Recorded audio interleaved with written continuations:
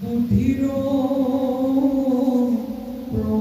প্ৰভাবে কেহুজনে R তত্ত্ব অৰ্থ পাবে বৈকুণ্ঠৰ শাস্ত্ৰ কৃষ্ণ মুখৰ বচন আৰ কি তত্ত্ব জানে যে জন এৰম শুদ্ধ ভাবে লইলে যিটো কৃষ্ণ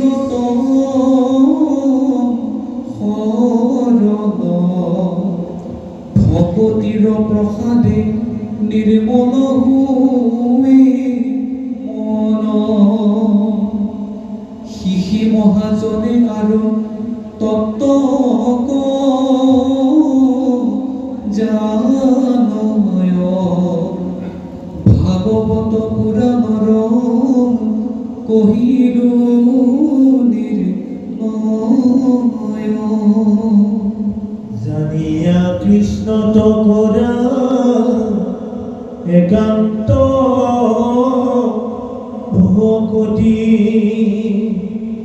কৰি যোগে কৃষ্ণ নাম কীৰ্তনে গতি বিশ্বামিত্ৰ পৰাশৰ আদি মুনিগণ জলবায়ু পত্ৰ মাত্ৰ কৰন্ত ভোজন কামিনী জনৰ মুখ পদ্ম ফুললিত দেখি তারা হবু ভৈলা কামে বিমোহিত দধি দুগ্ধ ঘৃত মিশ্র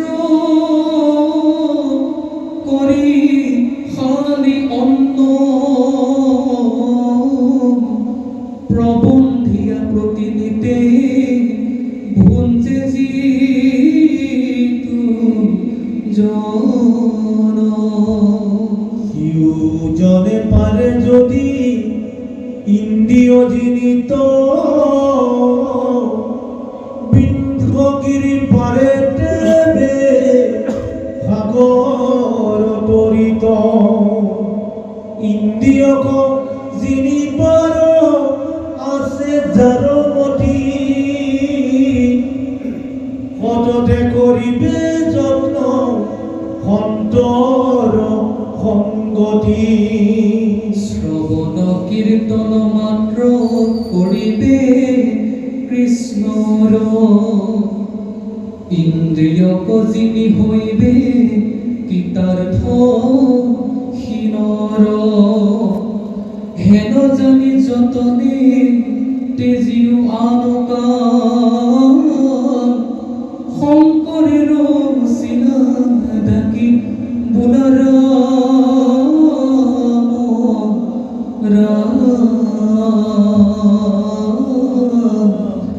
হরে রাম রাম রাম জয় কৃষ্ণ জয় কৃষ্ণ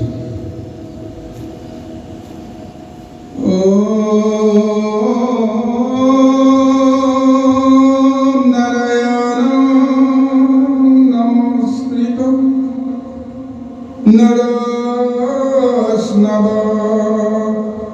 নরোত্তমঃ দেবী সরস্বতী ব্যাখ্যাং ততো জয় মুদিরয়ত দেবী সরস্বতী ব্যাখ্যাং ততো জয় মুদিরয়ত কৃষ্ণ পৰমশ্ৰদ্ধাৰ গুৰু সমস্ত ভক্তি প্ৰণায় মাতৃ সমস্ত যুৱক যুৱতী বন্ধু বান্ধৱ কণ কণ ভাইটি ভণ্টি সমস্ত ঋষিৰ চৰণত আমি কৌটি কৌটি ভক্তি ভৰা প্ৰণিপাত সেৱা নিবেদন কৰিছোঁ। ক'বলৈ গ'লে আমাৰ সমান সৌভাগ্যৱান হয়তো এইখনত কোনোৱেই নাই। কিয়নো এঘণ্টাৰ আগলৈকে আমি ভাবিব পৰা নাছিলোঁ আমি ক'ত থাকিম, কি কৰিম। কিন্তু ঈশ্বৰৰ ইচ্ছাত আপোনাসৱৰ পৰা এটা ফোন কল গ'ল আৰু আমিও প্ৰভু ভগৱন্তৰ কৃপাত অন্যফালে নগৈ কিছু আমি অকণমান মুকলিমূৰীয়া হৈ আছিলোঁ এইখনত, আৰু সেইকাৰণতে আপোনাসৱৰ শ্ৰীচৰণ দৰ্শনৰ সুযোগটো হ'ল। এই হৰি মন্দিৰত আমাৰ প্ৰথমবাৰৰ কাৰণে পদাৰ্পণ হ'ল আৰু প্ৰভু ভগৱন্তৰ গুণলীলাৰ চৰিত্ৰ কথা যথাসম্ভৱ আমি কিছু আলোচনা কৰিবলৈ সুযোগটো পালোঁ। কিন্তু আমি ক'বই লাগিব গুৰু সমস্ত আমাৰ কি শক্তি সাধ্য আছে? স্বয়ং কৃষ্ণ প্ৰভু ভগৱন্তৰ নিজেই নিজৰ নামৰ মহিমাৰ কথা কৈ শেষ কৰিব নোৱাৰে। ব্ৰহ্মা মহেশ্বৰেতো ততেই নাপায় বুলি কৈছে। গতিকে আমাৰ দৰে সাধাৰণ মহমতীজনে সেই প্ৰভু ভগৱন্তৰ চৰিত্ৰ কথা, ৰহস্য তত্ত্বৰ কথা পুংখানুপুংখকৈ বিশ্লেষণ কৰিব পাৰিম, সেইটো কেতিয়াও আমি ভাবিব নোৱাৰোঁ। দুখ ত্ৰুটি নিশ্চয় হ'ব, সমস্ত দুখ ত্ৰুটি আপোনাসৱে মাৰ্জনা কৰিব বুলি আমাৰ একান্ত বিশ্বাস। কাৰণ সাধুৰ সমাসে ভূষণ, ভাগৱতৰ মহাতত্বই এই কথাটোকে কৈ আছে, আৰু আমাৰ দৰে মহমতীজনে সেই বিশ্বাসতে সাহ কৰি আমি আপোনাসৱৰ ওচৰলৈ ভুলে সুধে ঈশ্বৰে দিয়া চিন্তা শক্তিখিনিকে তেওঁৰ নামতেই আলোচনা কৰিবলৈ সমৰ্পণ কৰিবলৈ প্ৰযত্ন কৰি, তথাপিও আমি কওঁ অজানিত অনেক নিশ্চয় দুখ ত্ৰুটি হ'ব, সৰ্ব দুখ ত্ৰুটি আপোনাসৱে মাৰ্জনা কৰিব। এতিয়া আহিলোঁ, এতিয়া ভাগৱতৰ পদবন্ধে যি বিষয়ে আলোচনা কৰিবলৈ প্ৰযত্ন কৰিছে। মহাভাগৱতৰ দ্বিতীয় স্কন্ধ চলি আছে। গতিকে আমি জানিব লাগিব প্ৰভুসকল 12 স্কন্ধ মহাভাগৱতে প্ৰতিটো স্কন্ধত আচলতে কি ক'বলৈ গৈ আছে। এই 12 স্কন্ধ ভাগৱত ক'ৰ পৰা কেনেকৈ আৰম্ভ হয়। গতিকে আমাৰ ভাগৱতৰ মূৰ্তি বৰ্ণনাত সুন্দৰভাৱে উল্লেখ কৰিছে। আচলতে ভাগৱত বুলি ক'লে চমুতে আমি কি বুজিম? ভাগৱতৰ কেইবাটাও শব্দৰ তত্ত্ব কথাটো আমি কিছু দূৰত ৰাখিছোঁ, কিন্তু চমুতে আমি ক'বলৈ গ'লে এই ভাগৱত মানে কি আমি সেইটোকে প্ৰথমতে বুজি লওঁ, তাৰপিছত তত্ত্বলৈকে যাম। ভাগৱত হৈছে ভগৱন্তৰ বাংময় মূৰ্তি বুলি কৈছে। মূৰ্তি বৰ্ণনাত উল্লেখ কৰিছে প্ৰথম দ্বিতীয় ভৈলা চৰণ দুটাই, তৃতীয় চতুৰ্থ ভৈলা যাৰ ভৈলা উৰুদয়, নাভি দেখে পঞ্চমে ষষ্ঠে বক্ষস্থল, সপ্তমে অষ্টমে কৰ কমল যুগল, কণ্ঠ দেখে নৱম, দশমে যাৰ তুণ্ড, একাদশে ললাট, দ্বাদশে ভৈলা মুণ্ড। এজন মনুষ্য আকাৰধাৰী এটা ৰূপ বৰ্ণনা ভাগৱতৰ 12টা স্কন্ধত ভগৱন্তৰ শৰীৰৰ 12টা অংগৰ বৰ্ণনা কৰিছে। প্ৰথম আৰু দ্বিতীয় হৈছে প্ৰভু ভগৱন্তৰ চৰণ, তাৰ পিছত তৃতীয় চতুৰ্থ হৈছে উৰু, তাৰ পিছত পঞ্চমত হৈছে বক্ষস্থল নাভি, ষষ্ঠ হৈছে বক্ষস্থল, তাৰ পিছত সপ্তম অষ্টম হৈছে দুই কৰ কমল বুলি কৈছে, দুখন বাহুৰ কথা কৈছে, আৰু কণ্ঠ দেশত নৱম, দশমত হৈছে তুণ্ড, একাদশত ললাট, দ্বাদশত ভৈলা মুণ্ড। এয়া প্ৰভু ভগৱন্তৰ ৰূপ আমাক ক'বলৈ গৈ আছে। এই ভাগৱত আন কোনো নহয়, স্বয়ং প্ৰভু ভগৱন্তৰ এক মূৰ্তি, এক ৰূপ। আমি যিটোক চিনিবৰ কাৰণে, বুজিবৰ কাৰণে যদি আমি সক্ষম হওঁ, তেতিয়াহ'লে ভগৱন্তক আমি সাক্ষাৎ লাভ কৰিব পাৰিম। যাৰ কাৰণত আজি পৰীক্ষিতক ব্ৰহ্ম সাপৰ পৰা মুক্ত কৰিবৰ কাৰণে মায়া সংসাৰত নৰ জীৱন লাভ কৰি সেই অমূল্য নৰ জীৱন ধন্য কৰি সংসাৰৰ পৰা মুক্তি পোৱাৰ ব্যৱস্থাটোৰ কাৰণে ভগৱন্তৰ মূৰ্তি দৰ্শনৰ প্ৰয়োজন আছে। ভগৱন্তৰ কৃপা লাভ কৰিবলৈ আমাক প্ৰয়োজন আছে। আৰু ক'বলৈ গৈছে যিটো শৰীৰৰ অংগ বৰ্ণনা কৰিছে, ভগৱন্তৰ ৰূপ বৰ্ণনা যদি কৰিছে, আধ্যাত্মিক পাৰমাৰ্থিক দৃষ্টিত আমাক এইটো মহা কৃপা কৰিছে, সেইটো ৰূপ ভগৱন্তৰ বুলি ক'লেও নহ'ব। সেইটো ৰূপ ভগৱন্তৰ লগতে আমিও সেই ৰূপটো লাভ কৰিব পাৰিম। কাৰণ বৰ্তমান আমাৰ চৈতন্যময় জীৱিত দেহৰ মাজত পৰমাত্মা পুৰুষজন যদি বিৰাজিত হৈ আছে, সেইজন সূক্ষ্ম ৰূপত আছে, সুপ্ত ৰূপত আছে। কিন্তু তেওঁ যেতিয়া বৃহৎ ৰূপ ল'ব, তেওঁ যেতিয়া পূৰ্ণ ৰূপ ল'ব, গোটেই দেহটোৱে সেই ঈশ্বৰ কৃষ্ণৰ ৰূপৰ লগত তুলনা হৈ যাব। অৰ্থাৎ এইটো দেহ তেতিয়া মোৰ দেহ হৈ নাথাকিব, এইটো দেহ কৃষ্ণৰ দেহ হ'ব। অৰ্থাৎ ভগৱন্তই এই তত্ত্বটো দিছে মনুষ্যক, যদিহে ভাগৱতৰ তত্ত্ব সুন্দৰভাৱে আয়ত্ত কৰিব পাৰোঁ, এজন মনুষ্যই ঈশ্বৰৰ দেহ ধাৰণ কৰিব পাৰে, ঈশ্বৰৰ ৰূপ ধাৰণ কৰিব পাৰে। আৰু ঈশ্বৰৰ ৰূপ ধাৰণ কৰিব পাৰিলে মায়া সংসাৰৰ পৰা তেওঁ উত্তৰি যাব পাৰে। যাৰ কাৰণে আজি ব্ৰহ্ম সাপৰ পৰা উদ্ধাৰ কৰিবলৈ ৬০ সহস্ৰ ঋষি মুনিয়ে যিমানবিলাক বিধান দিছিল, পৰীক্ষিতে অন্তৰে সৈতে মানি নল'লে, বিশ্বাস নকৰিলে যে এই ব্যৱস্থাৰ মাজেৰে মই কেতিয়াও ৭ দিনৰ ভিতৰতে মুক্তি পাব নোৱাৰোঁ। গতিকে বিকল্প কিবা আছে নেকি তেওঁ চিন্তা কৰি যেতিয়া অধীৰ হৈ আছিল, তেতিয়াই ব্যাসহেন মহামুনি উপস্থিত আছিল সেই সভাত। তেওঁ কিন্তু মৌন হৈ আছিল। বেলেগে বেলেগ ধৰণৰ উপদেশ দিছিল, কিন্তু ব্যাসে একো উপদেশ দি তেওঁ কোৱা নাছিল যে আচলতে এইটোহে তুমি কৰিব লাগে। কিন্তু অন্তৰাত্মাই তেওঁ বুজিছে যে তেওঁৰ ঔষধটো মোৰ হাতত আছে, কিন্তু মই দিলে কামত নাহিব। কাৰণ মই মায়াময় দেহেৰে মাজেৰে মায়াৰ মনটো লৈ যিটো ঔষধ মই তেওঁক দিম, তাত মায়া লাগি গ'লে তেওঁ মায়া সংসাৰতে আবদ্ধ থাকিব লাগিব। গতিকে সেইকাৰণে তেওঁ পৰম পুৰুষ ৰূপত নিজৰে সন্তান, নিজৰে পুত্ৰ, যাক নিৰ্গুণ পুৰুষ বুলি তেওঁ চিনিব পাৰিছে, বুজিব পাৰিছে, সেই সুখমণিক তেওঁ স্মৰণ কৰিলে, পুত্ৰকে স্মৰণ কৰিলে। সুখমণি আহিল। সুখমণি অহাৰ লগে লগে পৰীক্ষিতৰ মনত অজান এক আনন্দ লাভ কৰিলে আৰু তেওঁ বিশ্বাস কৰিলে নিশ্চয় ভগৱন্তে মোৰ ওচৰলৈ এই সুখমণিক পঠিয়াইছে। গতিকে তেওঁৰ ওচৰত সেই চৰ্তটো তেওঁ নিবেদন কৰিলে যে কওক যে মৃত্যুমুখীজনৰ কৰ্তব্য কি? ১ নম্বৰ কথা, মইতো ৭ দিনৰ ভিতৰত মৰিম। এতিয়া মই এই সময়ত কি কৰিলে মই উদ্ধাৰ পাব পাৰোঁ? আৰু মই যিটো অভিশাপ পালোঁ, যে সেই অভিশাপৰ ভিত্তিত মই ৭ দিনৰ অন্তত তক্ষকৰ দংশনত মই মৃত্যুবৰণ কৰিব লাগিব। যিটো তেওঁ ভাবি তেওঁ নিজে শিহৰিত হৈছে, সৰ্বনাশ, কৃতকৰ্মৰ ফল মই ভুগিব লাগিব, সেইটো সঁচা।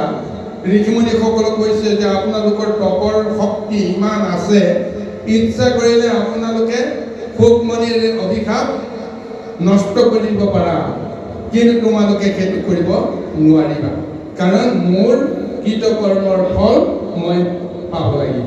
কিন্তু মই এটাই বিচাৰিছোঁ যে মৃত্যুৰ সময়ত বা জীৱনৰ অন্তিম সময়ত যে মই সৰ্প যোনি মই যেন দেখা পাব লগা নহয়।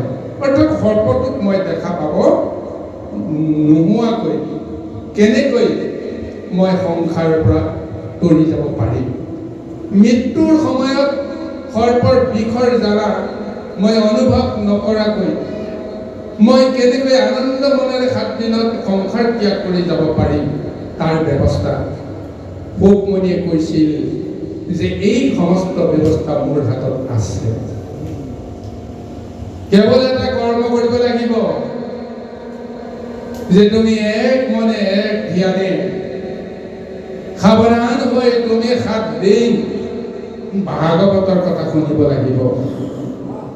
মই কৈ যাম, তুমি শুনি যাবা, আৰু কিবা যদি শংকা থাকে তুমি প্ৰশ্ন কৰিবা, মই তোমাক বুজাই দিম। যিমান দিনলৈকে তুমি বুজি নাপাবা সিমান দিনলৈকে মই তোমাক কৈ থাকিম, বুজাই থাকিম। ঠিক এনেদৰে এতিয়া মহাভাগৱত আগলৈ গৈ আছে। গতিকে এতিয়া তাৰ লগতে এটা কথা নিশ্চয় ক'ব লাগিব গুৰু সমস্ত, সেইটো আৰম্ভ হৈছে যে 12টা মহাস্কন্ধৰ জৰিয়তে আমি আচলতে কি লাভ পাব পাৰোঁ। ভাগৱত পঢ়িনো আমাৰ কি লাভ হয়? সাধাৰণ মোহমতীজনে ইয়াৰ পৰা আমি কি পাব পাৰোঁ? সাম্যকভাৱে আমি প্ৰতিটো অধ্যায়ৰ এটা তাৎপৰ্য আলোচনা কৰিম। প্ৰথম অধ্যায়ে যদি আমি অধ্যয়ন কৰিব পাৰোঁ বা আয়ত্ত কৰিব পাৰোঁ, তেতিয়াহ'লে মনুষ্যৰ কি লাভ হয়? যে পৰমায়ু সংৰক্ষণ কৰিব পৰা, হাতৰ মুঠিত ৰাখিব পৰা শক্তিকণ মনুষ্যই লাভ কৰিব পাৰে। প্ৰথম অধ্যায়ত পৰমায়ু, এটা এটা আয়ুক লৈ, পৰমায়ু লৈ আমি জীৱসকল সংসাৰলৈকে আহিছোঁ। অন্যান্য জীৱসকলৰ কথা বাদ দিছোঁ, মনুষ্যসকলে এই 100 বছৰ পৰমায়ু লৈ অসম্ভৱ সম্ভৱ কৰিব পাৰে। আৰু এই 100 বছৰ পৰমায়ুৰ ভিতৰত কৰ্মৰ জৰিয়তে, ধৰ্মৰ জৰিয়তে মনুষ্যৰ পৰা দেৱতাও হ'ব পাৰে, দেৱতাৰ পৰা ঈশ্বৰ পুৰুষত পৰিণত হ'ব পাৰে, আৰু মনুষ্যই ঈশ্বৰ মূৰ্তি লৈ সংসাৰৰ পৰা তেওঁ নিজ ইচ্ছাৰে তেওঁ মুক্তি পাব পাৰে। অৰ্থাৎ ভকতে ইচ্ছা নকৰিলে কাল আৰু মায়াই কেতিয়াও পৰমায়ু নষ্ট কৰিব নোৱাৰে। গতিকে প্ৰথম স্কন্ধৰ জ্ঞান তত্ত্বই এই দৃষ্টি দিছে যে ভক্তৰ ভগৱন্তৰ পূৰ্ণ ৰূপটো যেতিয়া তেওঁ দৰ্শন কৰিব, বুজি পাব, হৃদয়ত ধাৰণ কৰিব পাৰিব, কাল আৰু মায়াৰ পৰা তেওঁ মুক্ত হ'ব, অৰ্থাৎ তেওঁ পৰমায়ু লাভ কৰিব পৰা ব্যৱস্থাটোৰ পৰা তেওঁ মুক্ত হ'ব। দ্বিতীয় স্কন্ধই কৈছে দূৰদৃষ্টি, যিটো এতিয়া আমাৰ দ্বিতীয় স্কন্ধৰ তাৎপৰ্য হৈ আছে।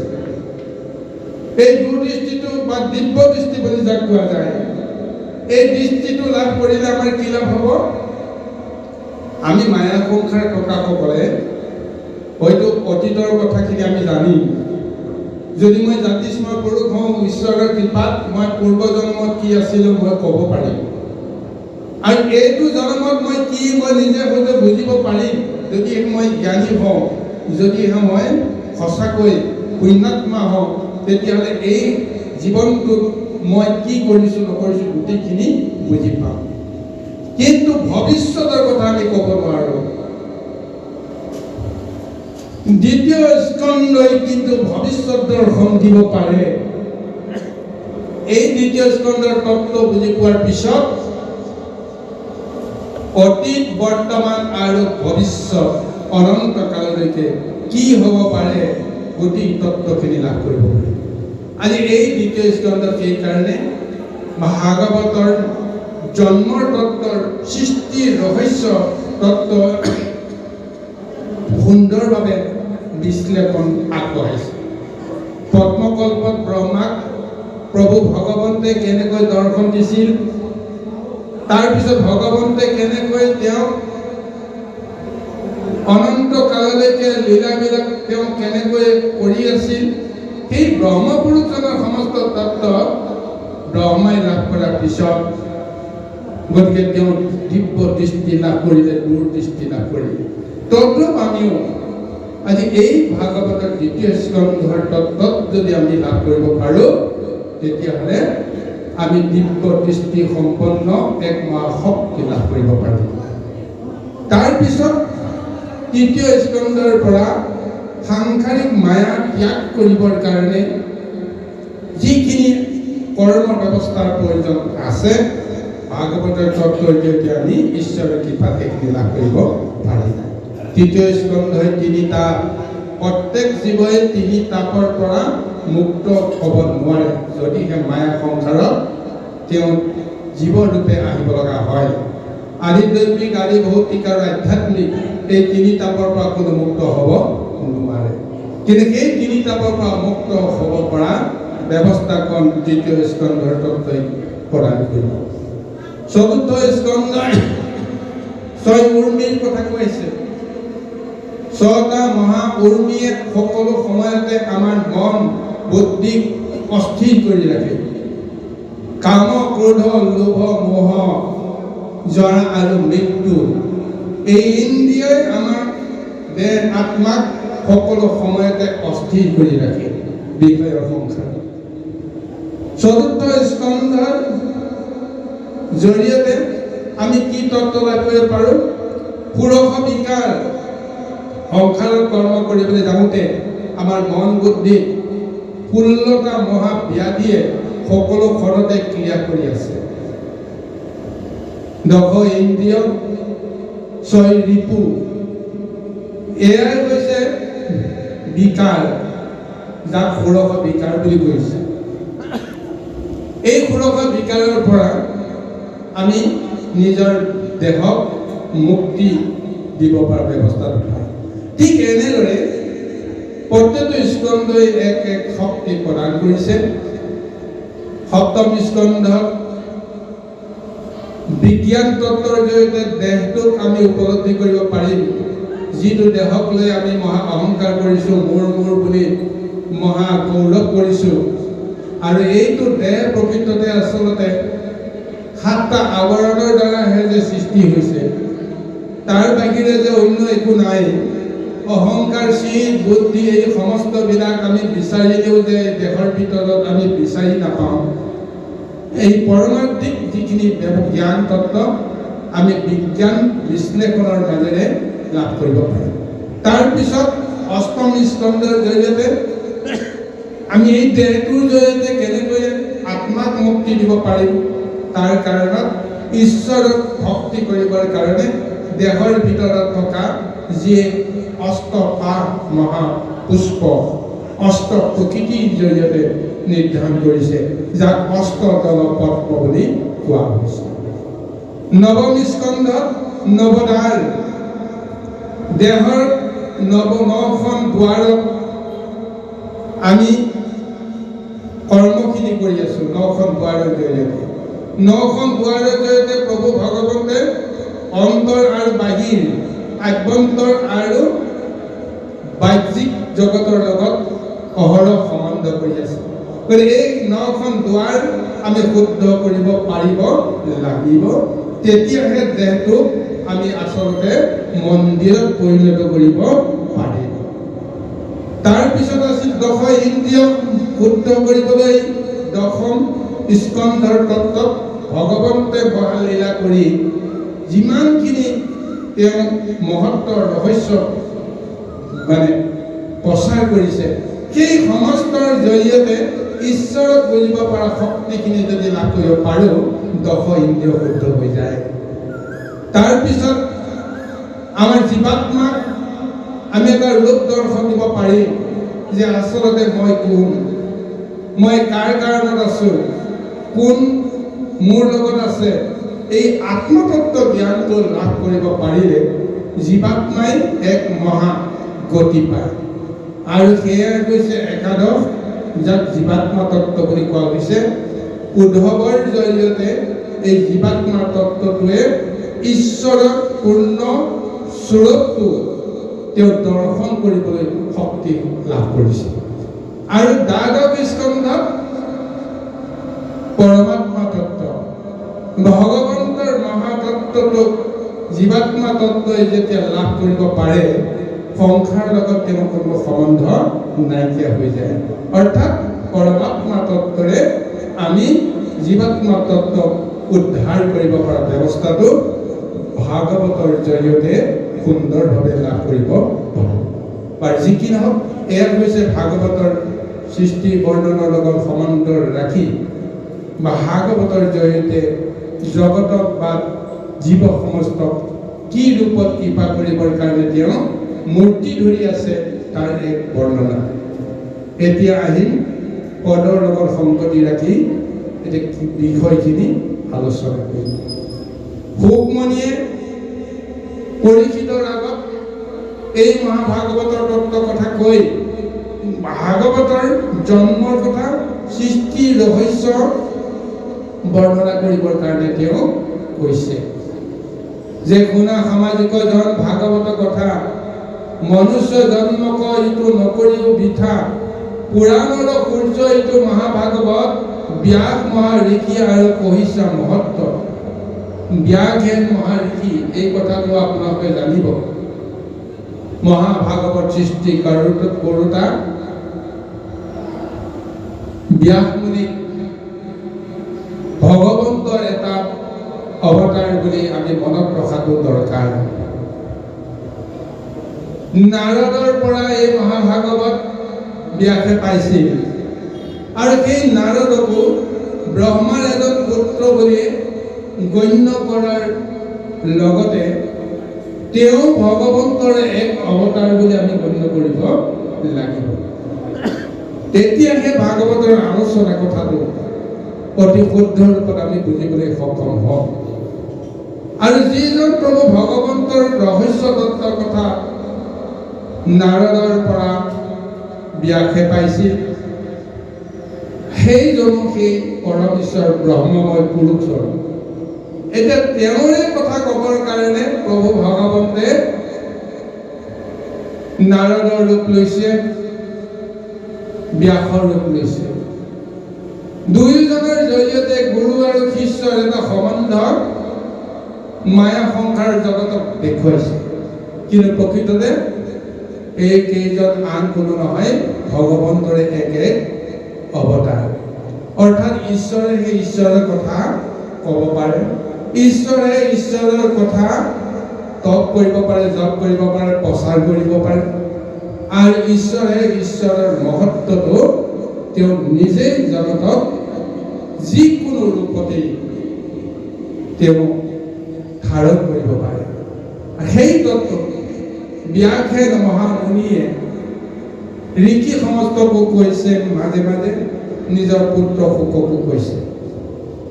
আৰু অন্তৰ্গত পৰমাৰ্থ কথা যত, মই মাত্ৰ জানো নাৰদৰ প্ৰসাদত।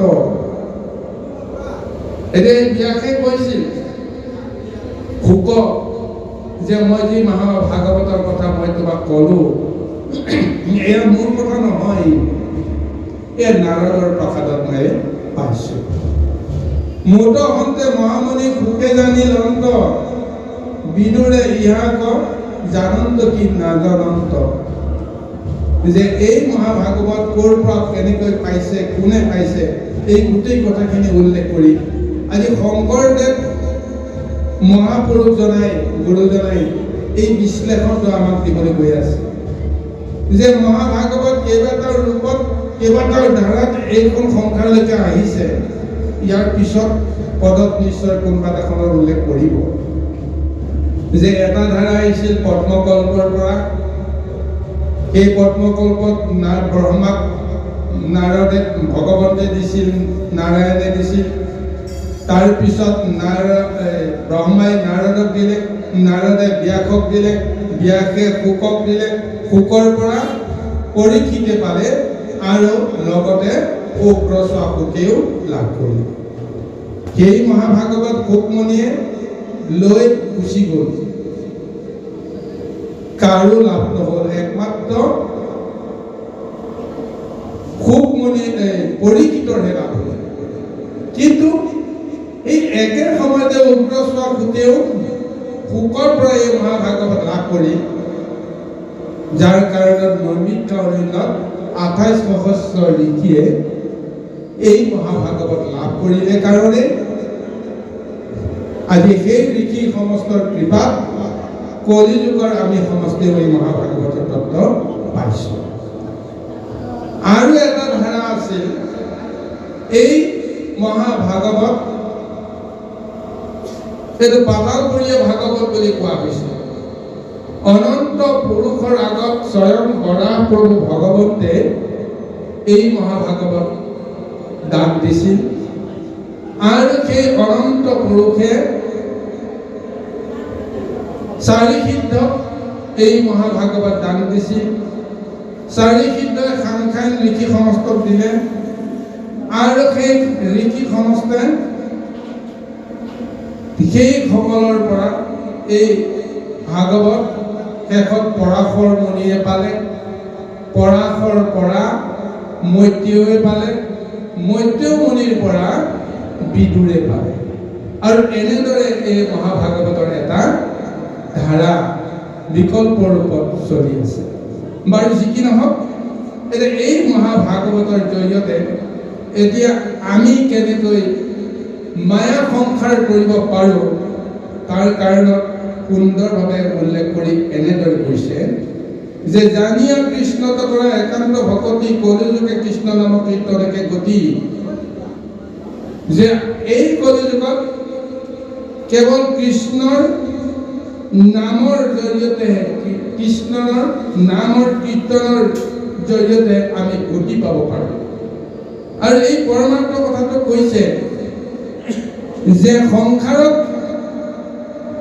আমি ভকত ৰূপী, ঈশ্বৰ ৰূপে বা নানা ঋষি ৰূপে যিমানেই আমি ঈশ্বৰৰ কৰ্ম নকৰোঁ কিয় মায়া সংসাৰৰ পৰা আমি সহজতে মুক্ত হ'ব নোৱাৰোঁ। উদাহৰণ দিছে যে বিশ্বামিত্ৰ পৰাশৰ আদিমুনি গণ জলবায়ু পত্ৰ মাত্ৰ কৰন্ত ভোজন কামিনী জনৰ মুখ পদ্ম কুলমিত দেখি তাৰা হব হইল কামে বিমোহিত।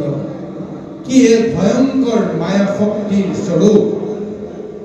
বিশ্বামিত্ৰৰ দৰে পৰাশৰ দৰে মহা মহা মুনিসকলে যেতিয়া তপ কৰে, জপ কৰে, তেতিয়া তেওঁলোকে খাদ্যৰ পৰা বিৰত থাকি কেৱল জল পান কৰে, বায়ু পান কৰে, শুকান পত্ৰ ভোজন কৰি অশেষ কষ্ট কৰি তেওঁলোকে জীৱন নিৰ্বাহ কৰাৰ লগতে মহান তপ কৰিছে। সেই মহাযোগীসকলেও কোনো কাৰণতে কামনাৰ পৰা মুক্ত হ'ব নোৱাৰে। সেইকাৰণে কৈছে দেখি তাৰা হ'ব ভৈল কামে বিমোহিত। বিষয় সংসাৰৰ লগত যদি আমাৰ সম্বন্ধ থাকে, সি যিমানে যোগী নহওক, যিমানে তপস্বী নহওক, কোনো কাৰণতে কাম জয় কৰিব পৰা শক্তিটো তেওঁলোকে লাভ কৰিব নোৱাৰে। দধি দুগ্ধ গীত মিশ্ৰ কৰে খালি অন্ন প্ৰবন্ধীয় প্ৰতিনিধে গুঞ্জে যিটো জন। অৰ্থাৎ আমি যিসকলে সদায় সাত্বিক আহাৰ খাই আছো, সদায় আমি পঞ্চমীত ভোজন কৰি আছো, মন বুদ্ধি শুদ্ধ কৰি প্ৰযত্ন কৰিব পাৰো, কিন্তু ইন্দ্ৰিয়ক আমি জিনিব পৰাটো সহজ সাধ্য নহয়। গতিকে তাৰ কাৰণে আমি কি কৰিব লাগিব? তাৰ কাৰণতে আমাক সুন্দৰভাৱে কৈছে ইন্দ্ৰিয়ক জিনিবাৰ আছে যাৰ মতি, সততে কৰিবে যত্ন সন্তৰ সংগতি। এটাই পন্থ আছে বিষয় সংসাৰৰ পৰা মুক্ত হ'বৰ কাৰণে, সাধু সন্তৰ সংগত আমি সদায় কৃষ্ণৰ কথাৰ ৰসত আমি মজিবলৈ যত্ন কৰিব লাগিব। কৃষ্ণৰ গুণলীলাৰ শ্ৰৱণ আৰু কীৰ্তনৰ মাধ্যমেৰে আমি ইন্দ্ৰিয়ক জয় কৰিব পাৰিম, বিষয় সংসাৰক জয় কৰিব পাৰিম। আৰু সেইকাৰণে পৰীক্ষিতক এইখনতো সুকমণিয়ে সেই প্ৰশ্ন, সেই উপদেশটোকে দিছে যে তুমিতো 7 দিনৰ ভিতৰতে যিহেতু সংসাৰ ত্যাগ কৰি যাবা, এতিয়া তোমাক ইন্দ্ৰিয় কৰ্মৰ কোনো প্ৰয়োজন নাই, ইন্দ্ৰিয় বাসনাৰ কোনো প্ৰয়োজন নাই। সেই ইন্দ্ৰিয় বৰ্গক তুমি মনৰ লগত একাত্ম কৰি তুমি হৰিক তুমি সমৰ্পণ কৰিবলৈ প্ৰযত্ন কৰা। ইয়াৰ বাহিৰে কোনো বিকল্প উপায় নাই।